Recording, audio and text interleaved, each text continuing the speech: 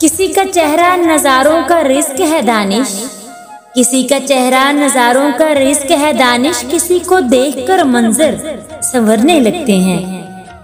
कुछ जख्म इंसान के कभी नहीं भरते, बस इंसान छुपाने का सलीका सीख जाते हैं।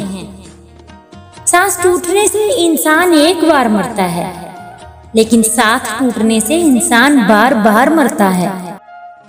मोहब्बत को अल्फाज में नहीं लहजों में तलाश करें, क्योंकि अल्फाज तो मुनाफिकीन के भी बहुत दिल फरेब और मीठे होते हैं। सबसे बड़ा खेल वो है जो किसी के खलूस के साथ खेला जाए।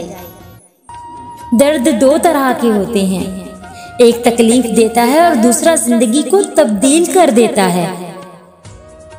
कुछ बातें सिर्फ मोबाइल ही में सेव नहीं होती, बल्कि दिल में भी सेव हो जाती हैं।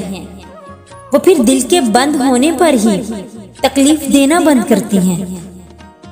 राज पहुंच गए गैरों तक, राज पहुंच गए गैरों तक, हमने अपनों से मशवरा किया था।